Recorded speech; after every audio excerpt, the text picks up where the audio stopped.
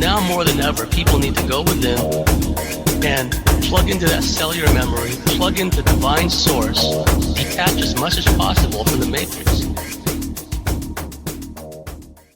Hello again, everybody, and welcome to the Cosmic Switchboard.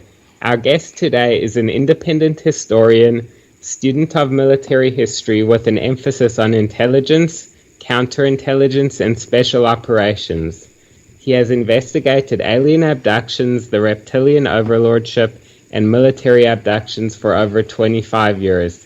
He has had his own alien and reptilian encounters as well as MyLab experiences. He is an international speaker and is working on his first book project.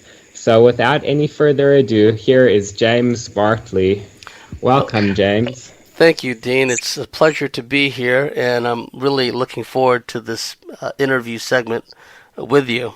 You're welcome. Today, James and I decided that you guys hear a lot from other people, but you haven't heard an interview from James, and we thought you'd be interested in hearing about stuff that happened to James and his experiences. So today I'm going to ask James questions and he's going to answer the questions. If we skip anything or there is anything you'd like to know after the show, send us an email and we can answer it and put it in next week's commentary or on the website or send you a reply. So, James, first let's start with, tell us some of the experiences that led you into this work. Yes, and of necessity, some of the information I share may sound repetitive or redundant. For those of you that are somewhat familiar with my story, you may have heard me talk about some of these issues on other people's shows. But for those who have never heard my side of the story, I think it's beneficial to them, and I will do my best to mix in a lot of, I wouldn't call it new information, but information you may not have heard about me in the past. I'm a lifelong alien contactee, abductee, and have known for some time that I've had military abduction experiences. And it should be understood that when I say that I've had ET encounters and ET experiences, it runs the gamut. Countless dreams throughout my life of ETs, UFOs, UFO dream invasions, also astral experiences, astral abductions, mystical type experiences, missing time experiences. I've had a lifelong interest in the subject of UFOs and alien life forms, as I've had a lifelong interest in other interesting subjects like the Bermuda Triangle, Sasquatch, Bigfoot, other dimensions, ancient civilizations, advanced ancient civilizations.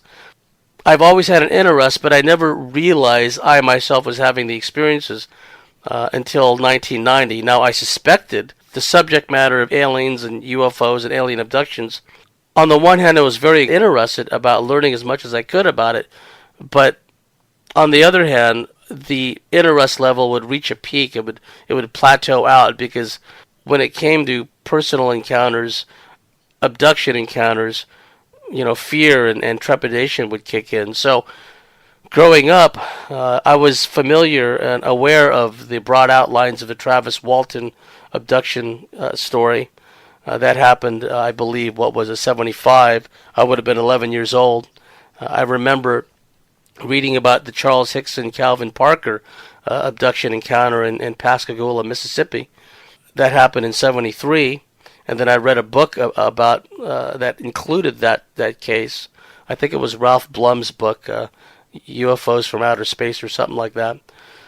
And I've always had an interest in the subject, and intermittently throughout the years I would have dreams about UFOs, would see unusual light phenomena, would see UFOs in the sky, sometimes at quite close range, including a cigar-shaped craft which was bigger than a city bus. It was orange-reddish on the side. It had a large double row of what appeared to be windows with bright yellow light streaming out of it, and at the tail end of this there was a short reddish flame about 3 or 4 feet that was coming out of the rear end, and it was making this whooshing sound, whoosh, whoosh, whoosh. And I had 2 other independent witnesses, my late great first German Shepherd, Brandy, was sitting at the gate with her head cocked to one side and her ears pointed forward. She was looking at this thing the same way I was. I was looking out the window of the living room. It was a commercial break. It was Channel 44. For those of you that grew up in Daly City, Channel 44 was a UHF station, and I was watching a war movie, an Errol Flynn war movie, with my mom. It was called Objective Burma. And during the first commercial break, I looked out the window and I can see this cigar-shaped craft slowly moving across my field of vision. I got up off the sofa and I looked out the window and I noticed Brandy, the German Shepherd, with her head tilted to the side. I heard clearly the whooshing sound. I don't think my mom was in the room at the time. She may have taken a bathroom break. Years later, I had another independent witness, an old buddy of mine, who I believe has since passed away. His name is Joel, although I didn't know he'd had the same UFO sighting, and I didn't know he was an alien abductee till many years later. But Joel says that around that same time period, he and his mom were taking a nightly walk through the neighborhood, and whereas I saw this cigar-shaped craft at low altitude, I would say about 10, 15 feet above the ground, it must have gained altitude because by the time it got to his street, which was only a block or two over, and he and his mom were out walking at night, he saw the underside of this thing. He said it was a cigar shape from beneath, but beneath, and it just shows the different perspectives at work, he saw a dazzling array of just multicolored lights from beneath. So me, from my perspective, I saw the side of this, reddish orange on the side, about the size of wider than a double-decker London bus, and reddish orange on the side with a big row of double windows with yellow light pouring out of it. And at the rear end, I saw the little red flame and the whooshing sound. But from underneath, he saw what was kind of, from his perspective, almost a cigar quasi-banana shape from beneath. But underneath, he saw a dazzling array of lights of different colors, and it slowly flew overhead. And he and his mom both saw this, and he said it was right around the same time period that I saw my sighting. So, and it turned out later on that Joel was an alien abductee because he was out fishing with a buddy of mine, Alex, who I'd known for years. And both Joel and Alex were fishing at San Luis Reservoir. They'd, taken a few nights off and went fishing there and where I fished before, San Luis Reservoir in Central California, getting towards Northern California. And they had a missing time experience, and they both woke up with scoop marks on their shins, plain as day. And then upon questioning both Joel and Alex, it turned out that they were lifelong alien abductees. Right?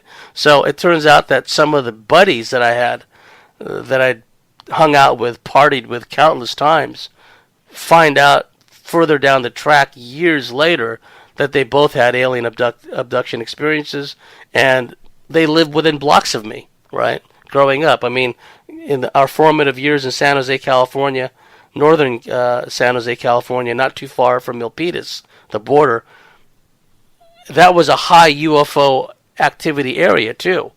To this day, just thinking about San Jose, California gives me the shivers because of all the experiences I had there. But the point of relevance is, and getting back to your question, Dean, is that I've always been interested in the subject, but I've always had kind of a arm's length interest in it, simply because I'm open-minded, I'm interested in all kinds of different things. And then much later down the track, after I came back from Germany in 1990, I had a series of full-blown encounters, and then I did what I call a life review, and I realized that intermittently throughout my life, nosebleeds when I was a boy, waking up when I was a young boy with my jammies inside out and backwards, and my underwear inside out and backwards, and the booties. I wore those onesie pajamas, gray pajamas. I looked like Bugs Bunny without the ears, right? And the bottoms of the booties beneath my feet. I would wake up in the morning, there would be dirt, stickers, and mud sometimes, as if I'd been outside during the night. And my family would find me many times anywhere but where they had put me to sleep, which was the upper bunk of a bunk bed, right? Somehow they would find me in the living room, on the bedroom floor, etc., etc. I never woke up with bumps and bruises from falling off the bunk bed. It was just that the stupid ETs would never return me properly to where I needed to be. And so when I did that life review upon returning from Germany in 1990, and I thought about all the alien dreams I've had, the UFO dreams, I actually ran away from a UFO abduction in the late 70s, early 80s. I was coming home late at night, walking through my neighborhood, actually, leaving Alex's house and then heading quite close to Joel's house. I saw a UFO heading straight to me, right? and I ran home. In fact, I had to run towards it before I made a left turn, headed to my street. And I was like Ricky Henderson rounding third base heading for home, and I was running as fast as I could, and I can see out of the corner of my eye this craft just saying, forget about it, and just kind of lifting off and heading in another direction. I guess it gave up on me. That's what I think. I could have had a missing time experience and don't remember it. But anyway, long story short, Dean, coming back in 1990 and having a series of full-blown ET UFO experiences at some at close range and culminating in a full-blown waking up surrounded by 3 reptilian greys and then being taken up into their ship. I was really frightened. I was really scared. I was skittish. I kept the lights on. Loud sudden noises would spook me. I would yelp and scream, and sometimes when I'd hear sudden noises. But the fear was, I wouldn't say counterbalanced, but the fear was somewhat tempered by my curiosity. And so I embarked on an intensive study about the subject, and lo and behold, I found out before very long that there was a military component to this, that the military had known about ETs going back at least to the 1940s, at least, and probably before then. I have a question for you. You mentioned that there was a lot of UFO and ET activity around San Jose. Do you think it's a coincidence that Silicon Valley is so close to San Jose and a lot of our technology is coming out of there? That's a very good question, because there are some not-so-secret underground bases in the South Bay, even been written about in the local newspapers. I'm talking about places like Cupertino, Camden, South San Jose. The locals there, in the areas that abut what is known as the East Foothills, they hear loud explosions. They hear loud noises underground. And basically it emerged that there was an underground aerospace facility there in the South Bay, right? And so that's even been written about in the local newspapers. And then in the East Foothills, there is a large underground base there. There was a period of time, and Alex and I talked about this. Oh, and I'll tell you an Alex story after this too, that has direct relation to that part of the East Foothills in San Jose, the South Bay. Okay, for those of you that are not familiar with the geography, San Francisco is 50 miles north of San Jose. And my dad was stationed with Naval Air Station Alameda. He was on board one of the aircraft carriers that used to be stationed there. Back then, NAS, Naval Air Station Alameda, was the home port of certain aircraft carriers. And my dad was stationed in Alameda, and we lived in Daly City, California. And then when he knew he was going to be stationed at Naval Air Station Moffett Field, which is the north side of the Santa Clara Valley, where basically this is where Silicon Valley starts, technically, right? So in preparation for his being stationed, about 74, 75 time frame in Naval Air Station Moffett, we moved to San Jose, California, which would have made it only about a 15-minute commute, right? I think it was Highway 17 from San Jose headed north. So let me get back to the East Foothills. There was a large amount of military activity, the large double-rotored helos, the Chinooks, and lots of vehicular convoy traffic, all headed for the East Foothills. And what happened one night, Alex was walking home and he was jumped. He was jumped by a big Mexican guy, and the guy was in the process of pummeling Alex to death, right? And then suddenly, get this, a beam of light had shone from the East Foothills. This is at night.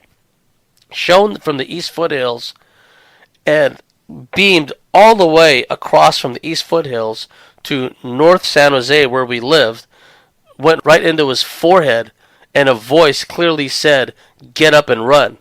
Because the guy, who knows, he could have been, okay, this is going to sound like, racial stereotyping. I don't give a rat's ass.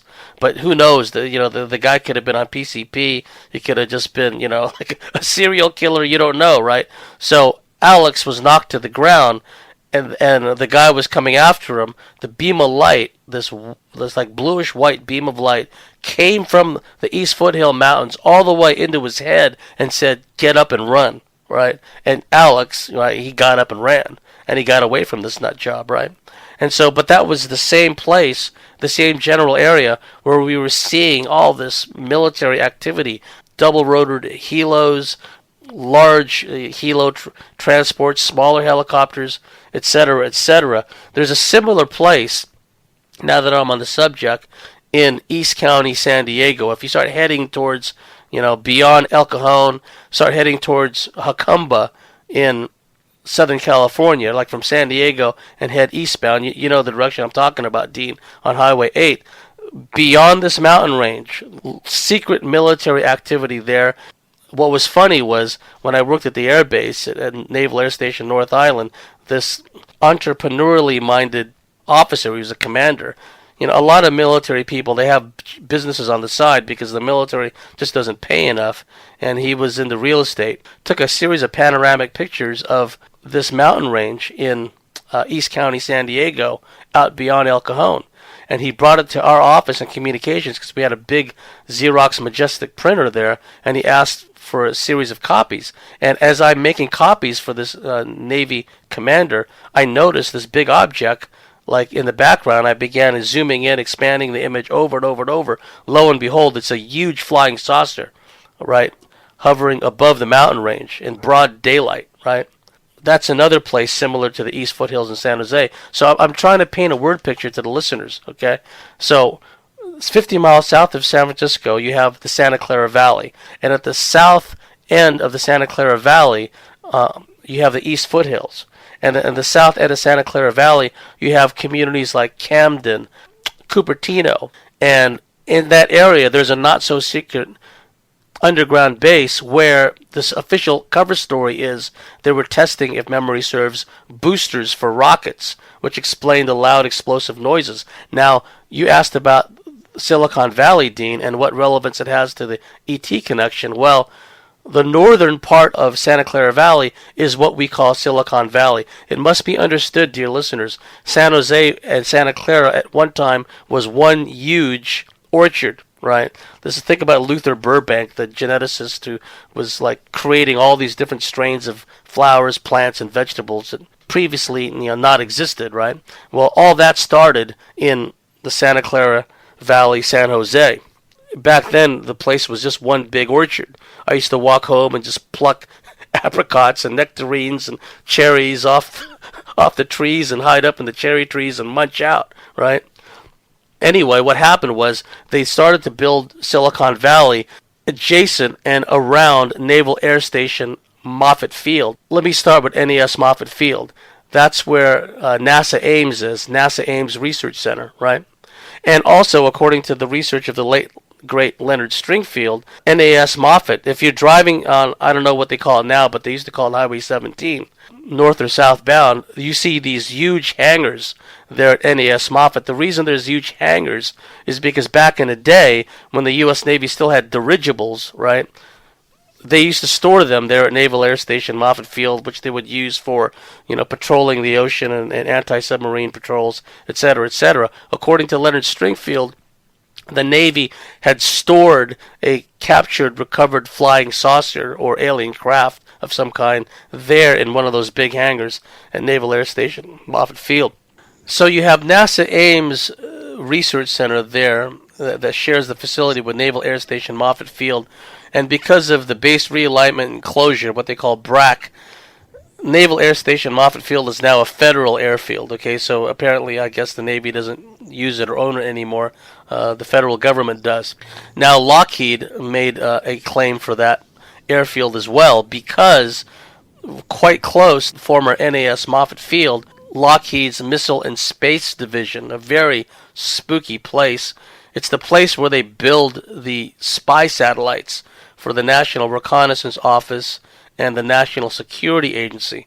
They build a lot of the satellites there, right there in Mountain View, Sunnyvale area, and they build missiles there too.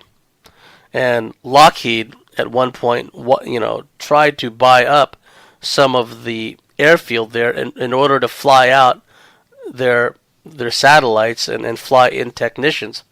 Quite close to the Lockheed Missile and Space Division, very spooky place, is the so-called Blue Cube. What the Blue Cube is an NSA, National Security Agency, National Reconnaissance Office satellite tracking facility. And they have these in different places around the world. Greenland, for example, is another one. Pine Gap is another one that's alleged to be a satellite tracking facility in Australia. But right there in Sunnyvale is the Blue Cube. And then you have all these semiconductor firms. And back then it would have been Fairchild. Oh, AMD is also there. AMD, they build tanks and they build armored personnel carriers and armored vehicles, right? I think the Bradley fighting vehicle was built there.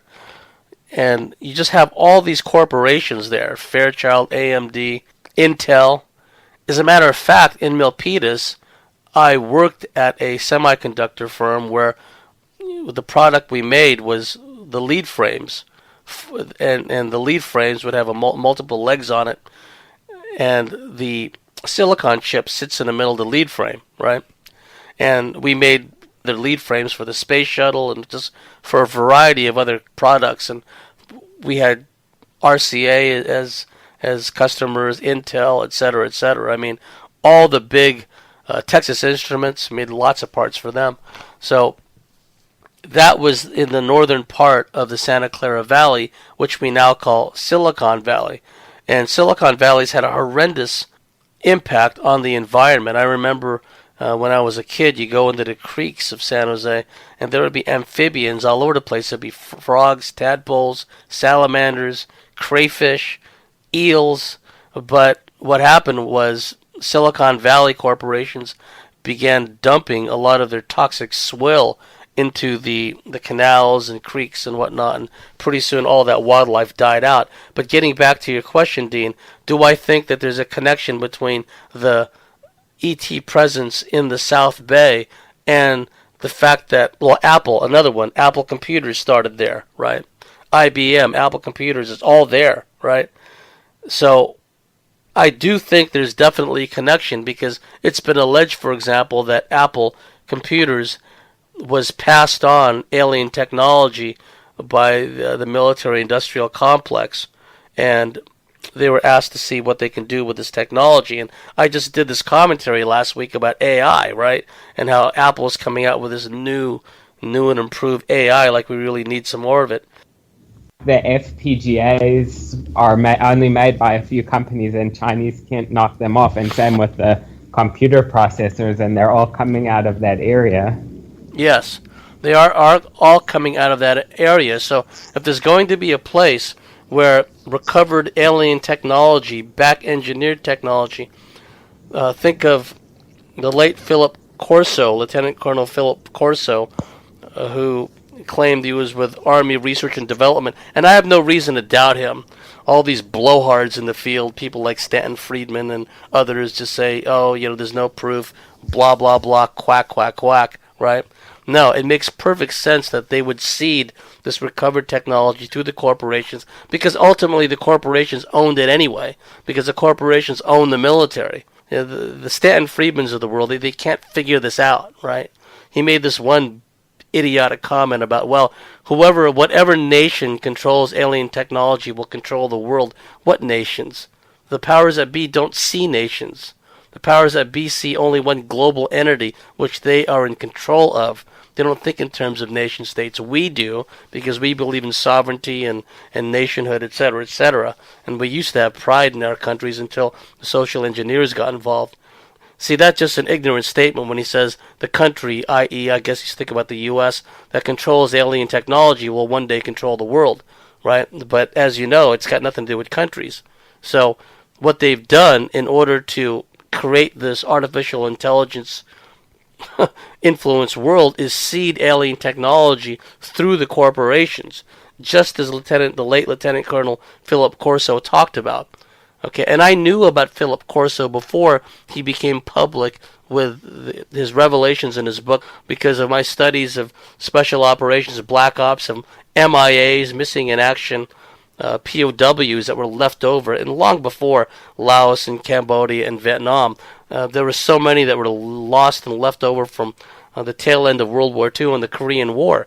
I heard about Philip Corso testifying before Congress about MIA issues. That's where I first heard about him. So he was plugged in at a very high level to all kinds of secrets, right? And so when he comes along later on talking about how Roswell technology and the like was seeded into industry by the military, that makes perfect sense to me. And there's no better place to do that than Silicon Valley. So I definitely think, and also when you consider, Dean, that, okay, if you're just going to take a cross section of society, a swath of society, if you will, how many of those engineers, how many of those technicians in Silicon Valley are alien abductees themselves? My mentor, Barbara Bartholick, debriefed a headhunter for a Silicon Valley firm. His job is to go out and recruit people for his particular Silicon Valley firm. He himself was a meth addict, and he was being messed with by Greys and other entities. In fact, they manipulated him into watching child pornography, right? Because they got into his head and they changed around his neural circuitry, etc., via the meth, right? So that's a classic example of someone who works in Silicon Valley who is under malign alien influence to the point where he was watching child porn, right? So we must never forget the potential that exists for non-human life forms to work through their hybridized alien abductees seated throughout society, but in particular in places like Silicon Valley and the military-industrial complex in general.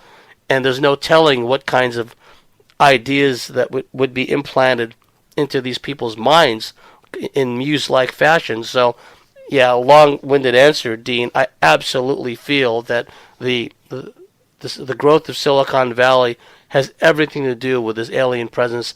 And also I talked about some of those agencies and like Lockheed Missile and Space and the NSA tracking facility and NASA Ames, etc.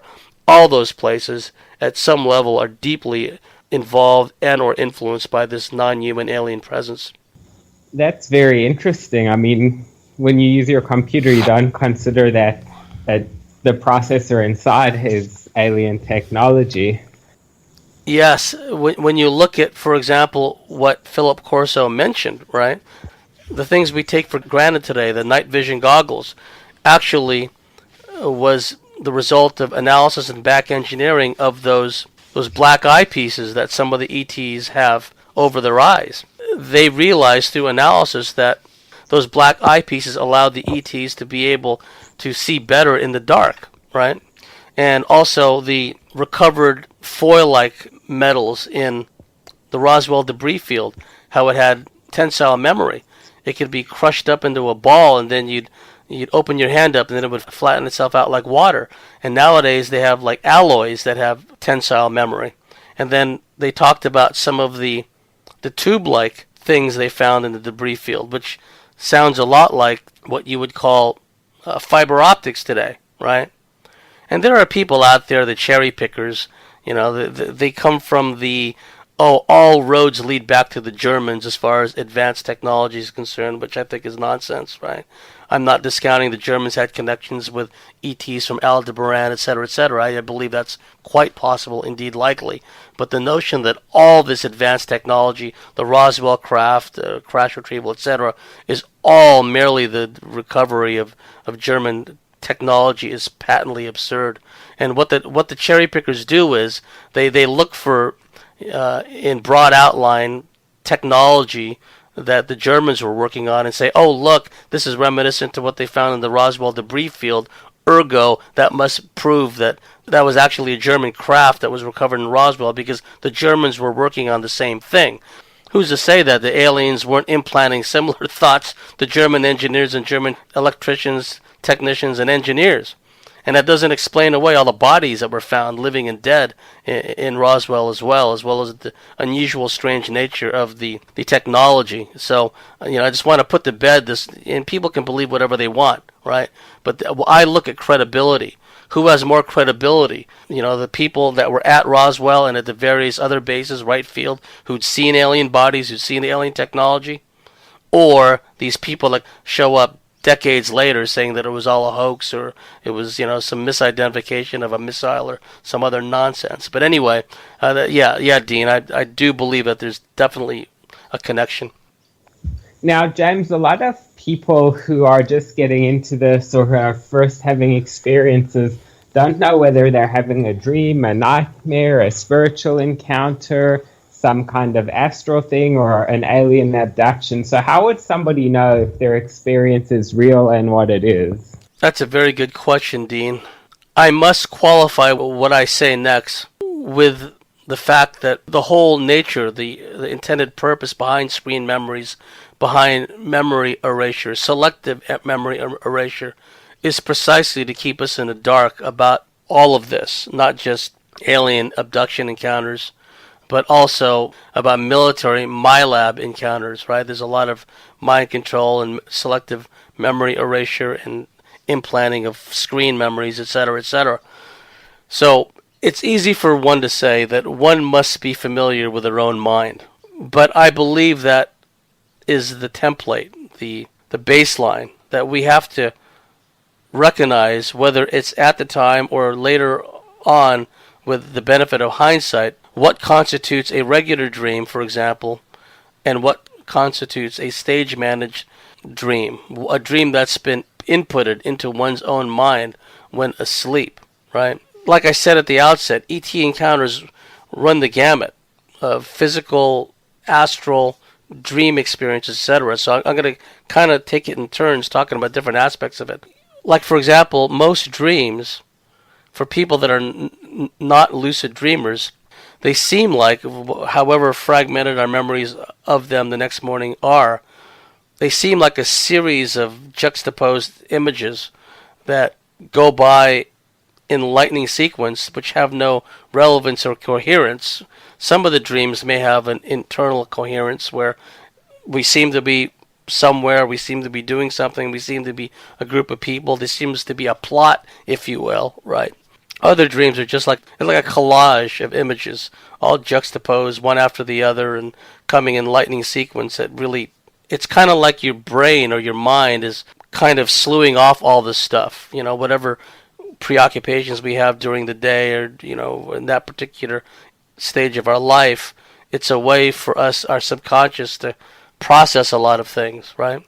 Well, what differentiates that with an alien-related dream is the alien-related dreams have an immediacy to them, a poignancy. You feel like you're there. At times you feel like a cornered rat or a cornered animal where you're just compelled to see and experience things. You see UFOs flying overhead at low altitude.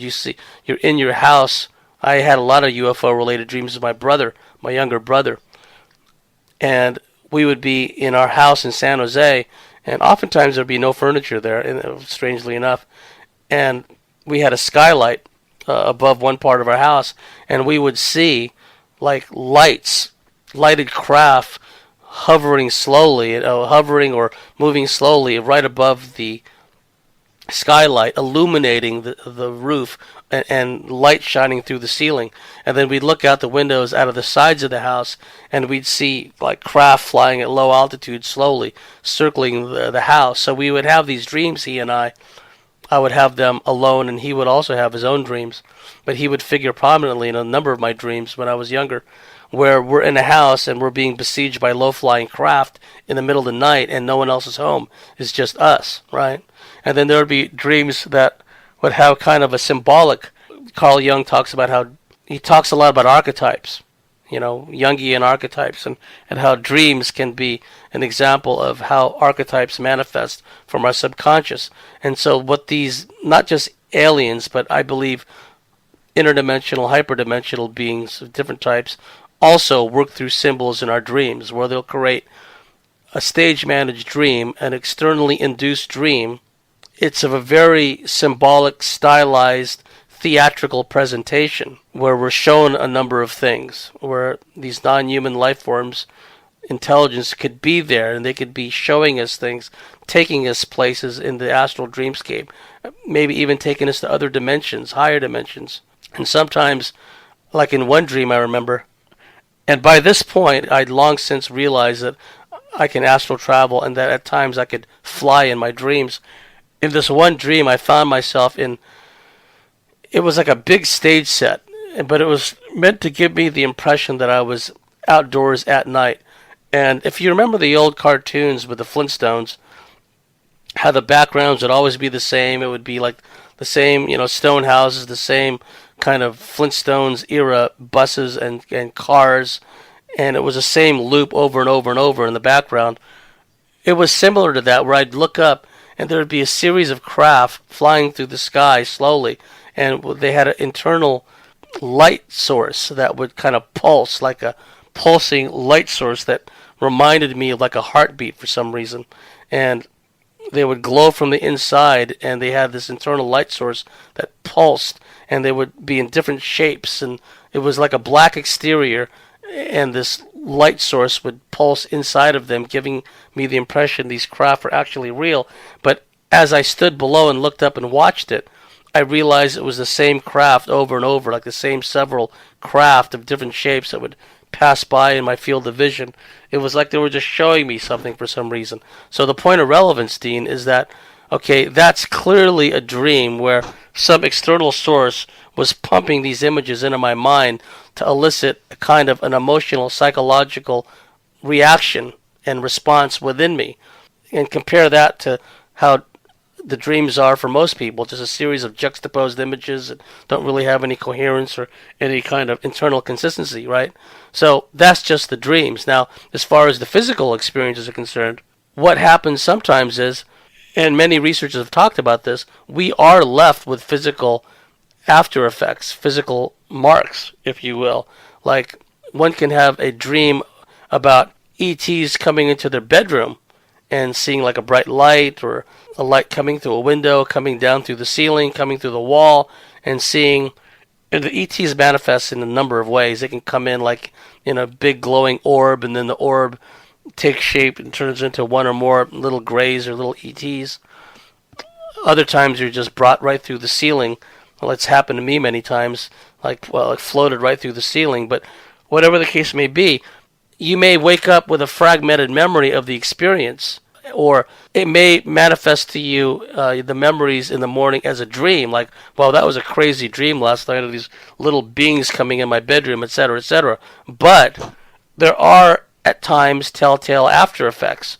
There are scars. There are scoop marks. I've got a triangular mark on one of my knees, and on my other knee I have a scoop mark, and they can leave like burn marks, what seem to be burn marks, which paradoxically there's no discomfort where these marks are. I've had a very dark, like magenta red, kind of irregularly shaped mark on my arms before, and you would think, man, that it looks like it hurts, but no, it didn't.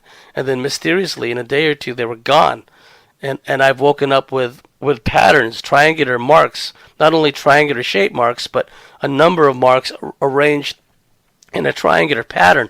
Now, the triangle seems to be a symbol of, I believe, a symbol of the reptilians, because what people perceive to be a triangle, I think they're actually looking at a tricona.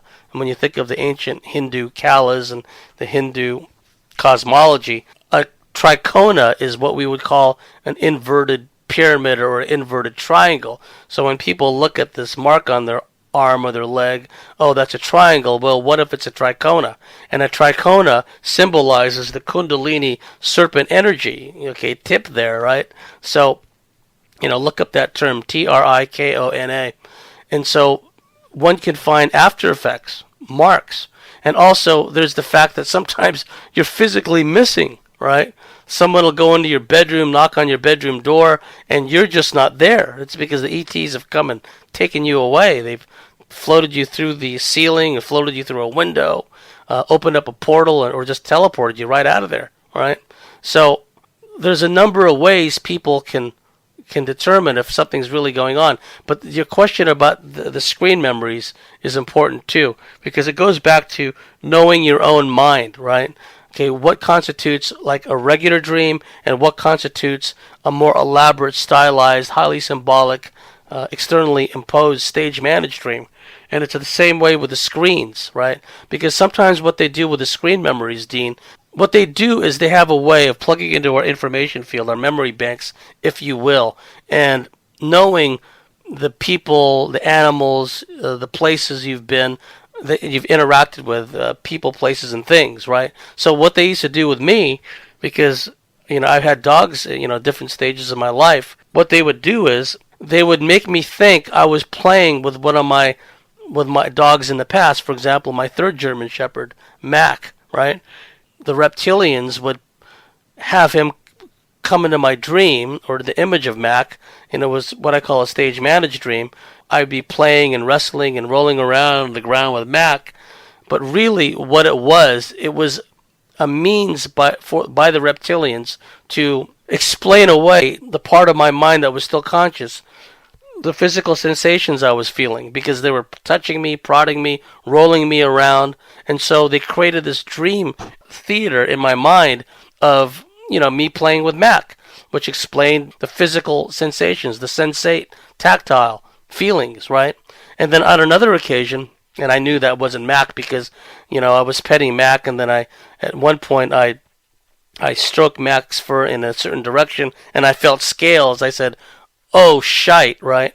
And then I realized immediately what was going on. The thing tried to mess with me at that point. I had to fight it off, right? Because it wasn't Mac after all.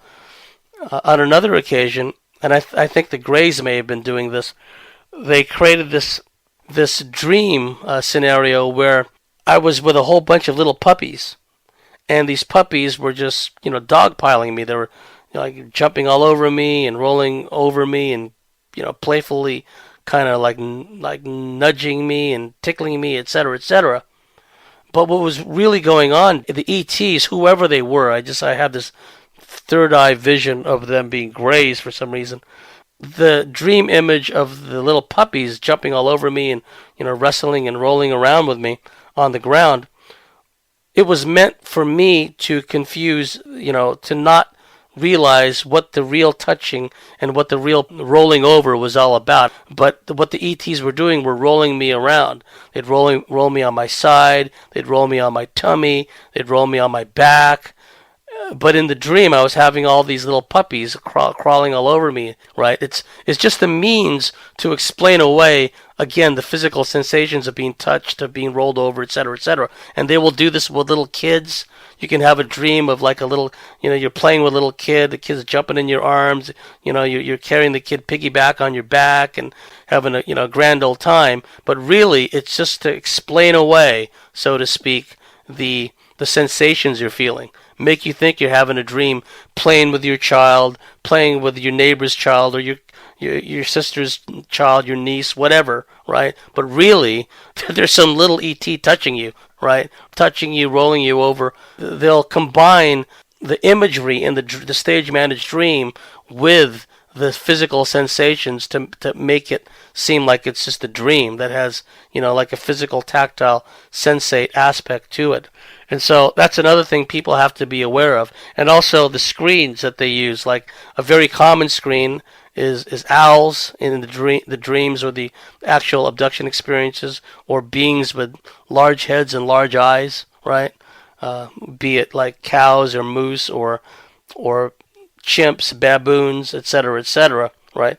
Something that our rational mind would say, okay, it kind of looks like a baboon, it kind of looks like a big rabbit, it kind of looks like, like Casper the Friendly Ghost, but really it's not. It's an ET. They're just trying to use images that they know that they extracted from our information field, from our memory banks, if you will, to make us buy into the illusion, right?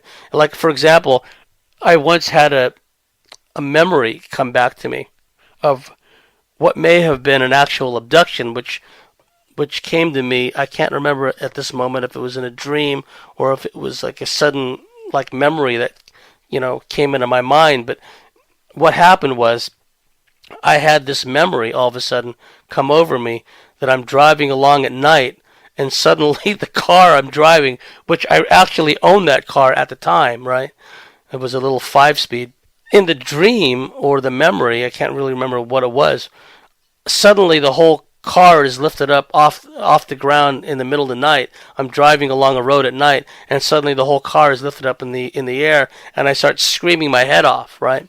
And so, looking back now, I think it was a dream, and I woke up the next morning just freaking out because it felt so real, right? So I think that what I remembered on that occasion was an actual experience I had where I'm driving along at night in a certain car, and then I would just float it up in the sky, car and all. You know what I mean? So Now, a lot of people say that the abductions are really a spiritual or interacting with some kind of a demon or something like that. So, how would somebody know if it's an alien pretending to be a demon or a demon pretending to be an alien or something else? well, you're just full of good questions today, Dean. That's a very good question. And with the benefit of hindsight, of course, and have a lot of water, going under the bridge, I would say definitely go by your heart center. Try as much as possible not to get swept up, get caught up in your headspace, and get swept away by all these feelings and emotions. Because some of the ETs, the mantis beings, are notorious for this. Especially the big overgrown ones, the ones that oftentimes the mantis will present themselves as females, like these big females, squatting there with the bent forearms, and I'm not talking about the mantid, the smaller mantids or the smaller mantid hybrids. I'm talking about the ones that look like big, overgrown praying mantises. And interestingly enough, these praying mantises can work through quote unquote regular praying mantises here on the surface, the kind that we commonly, think of that, live in the wild or which farmers can go out and buy, as a, safe, cost effective, environmentally cool way of getting rid of pests, right? They actually go out and buy praying mantises. But these praying mantises, these regular sized praying mantises, insects, they figure prominently in the experiences of people who really have mantis ET experiences. But getting back to the overgrown mantis beings, they are renowned for manipulating the part of our mind and our endocrinary system. So we're flooded with these energetic waves, and it varies from feeling love coming out of them. Oh, I felt so much love coming out of this overgrown insect, right? Or conversely, they can exude this energy which is perceived by the abductee as omniscience, all knowing, all wise, coming out of the mantis being. And you often hear this with people who don't know any better because they get caught up in all the emotions, the emotional aspect of it.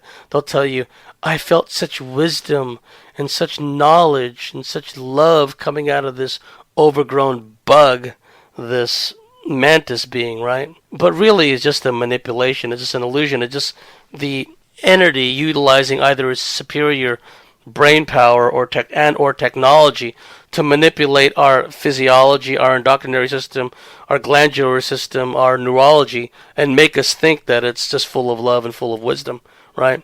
And some of the smaller tannish ETs are known to do this too, where they can just exude this kind of aura of love, just love, love, love. And the point of relevance, folks, is okay, those are fake implanted feelings. Don't get caught up in them.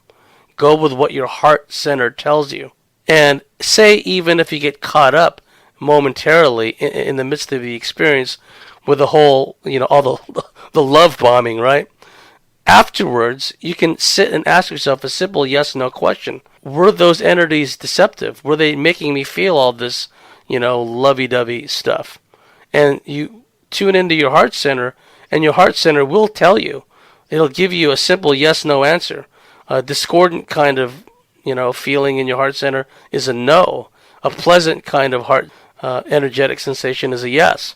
So after the fact, you can ask your heart center, which is connected to source and connected to your oversoul. It'll tell you. And so it's important not to get caught up in the emotional thing. And also the ego activation. The entities always strive to activate your ego, right? Make you feel special. Again, there's an emotional component.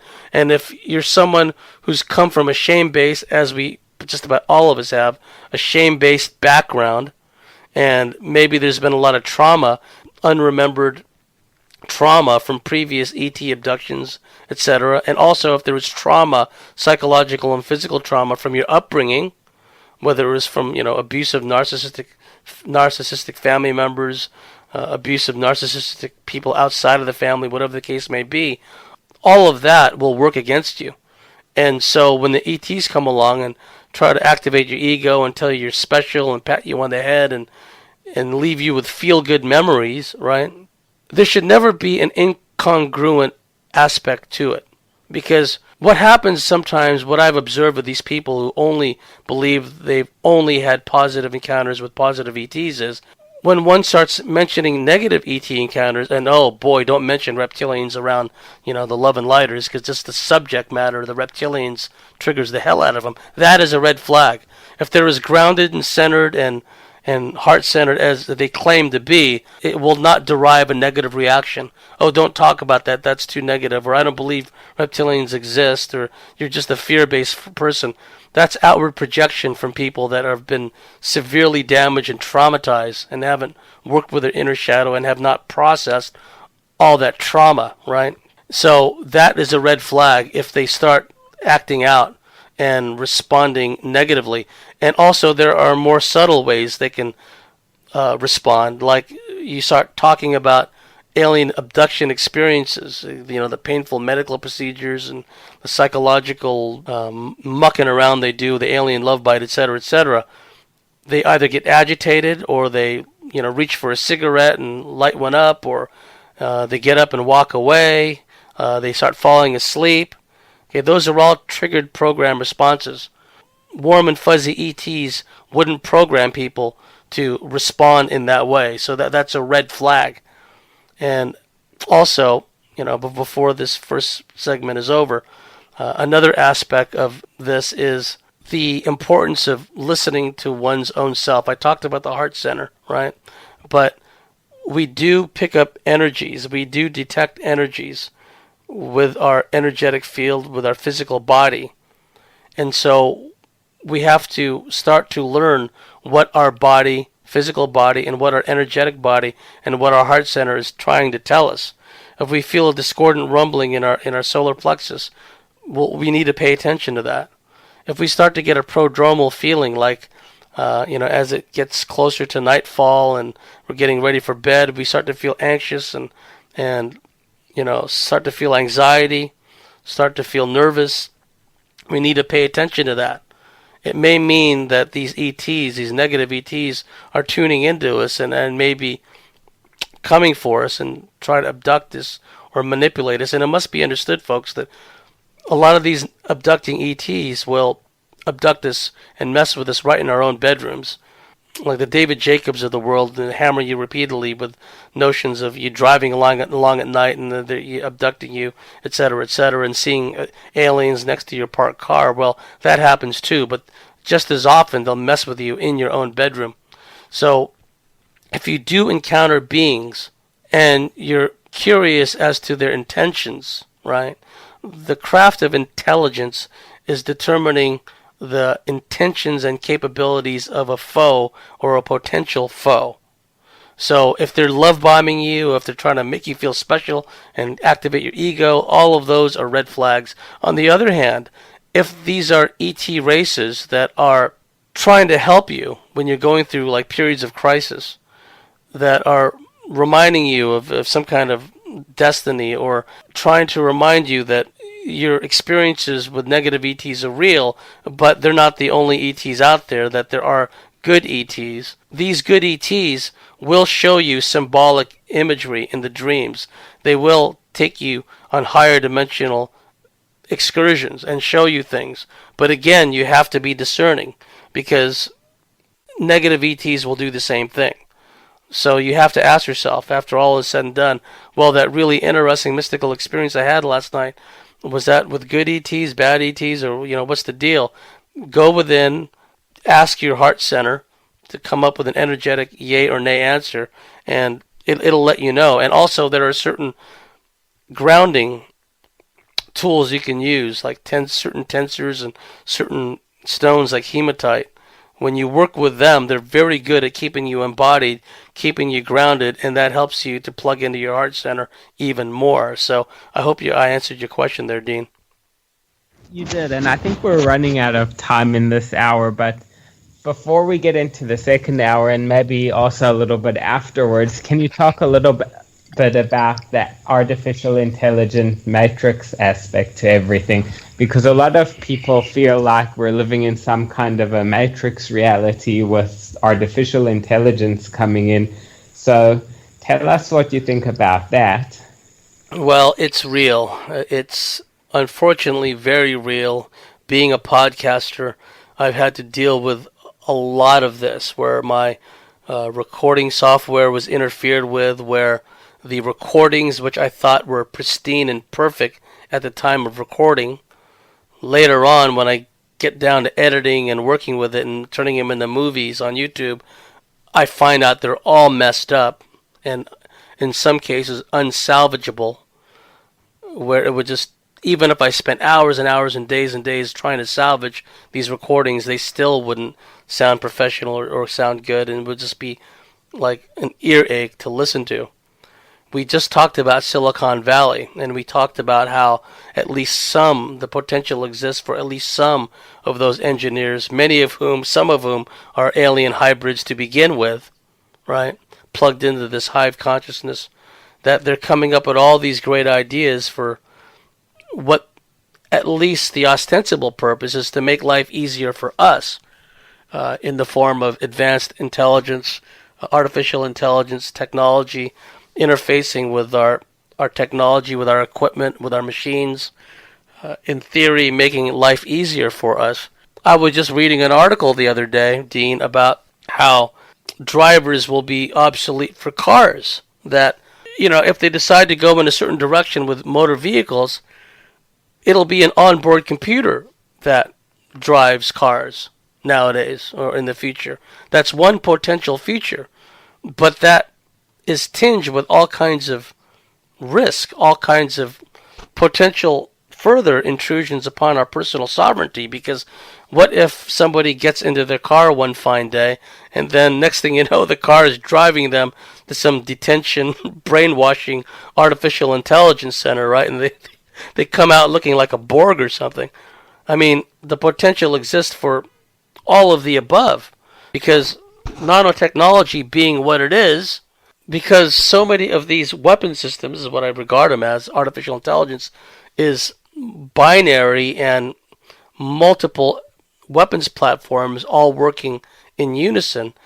So you may not only have nanotechnology inserted into your bloodstream and subcutaneously via immunizations / vaccines, but also through GMO food, also through the chemtrailing and the heavy metals and particulates that are found known to be in chemtrails. And also on top of that, the energetic beaming of the carrier wave frequencies that are beamed out that make active the nanotech within us to operate in a certain way. It all works together. So because of miniaturization, all that is possible. And so we have a system where through a variety of means they want to dull human consciousness. David Icke talks about this in his current world lecture tour. He spends a considerable necessary amount of time talking about the true nature of consciousness and how it's intentionally muted by the archons and by the hybrid humans working for the archons, and increasingly by this artificial intelligence. So not only is the consciousness muted in humans, who we're supposed to be, right? We're supposed to believe we're the most advanced life forms on this planet, and we're just we're so dumbed down we don't even recognize the nature of the multiple threat environment in which we reside. I mean, if you put like a McDonald's Happy Meal down on the ground right next to an ant trail, they won't even deviate. They won't even investigate. The scouts won't even mess with it because the ants don't regard it as food. They see it as something else, something potentially dangerous. And those are ants, and we're supposed to be more advanced than ants. But humans, many humans, they can't tell the difference because it looks like food, what they've been conditioned to believe food is. And everything has an energetic signature. So definitely AI will start to manifest itself, and everything that we've talked about thus far is just surface level AI. The AI that Dean and I know and talk about, and some of our colleagues talk about, is much more pervasive, invasive. It's kind of an everywhere issue in our planet, in our sphere of influence. We're going to have Laura Leone come back on the show, and she talks about AI and organic AI, and I think there's a key difference, and I'll have her explain that. But long and the short of it, Dean, is that some of the aliens are, basically pushing this AI, and they're working through their hybrid minions on Earth. And I think that a lot of the alien races that are more spiritually evolved, higher dimensional, they know the potential problems that the AI can create. Some of these alien races want nothing to do with AI, and they would hope that we're smart enough, we humans, to disengage from it while there's still time, because we've talked in the past about the incessant soul harvesting recycling. If the AI takes over, if it reaches its full potential and reaches a point of no return, I really worry about the state of our what passes or what people call our souls. Because if we're plugged into some huge artificial intelligence system, there may be no going back. Right? We may be stuck within the confines of an artificial virtual reality forever, basically. So we really have to detach from all of this and get back to our connection to organic source. Well, thank you for all that great information. And we've got a lot more coming up in the second hour that I'm sure is going to interest you. I just want to say thank you to all of our listeners, our members, everybody who posts on our forum and supports our show in any way, shape, or form, because we couldn't do that without you. We get a lot of sophisticated attacks against our web servers.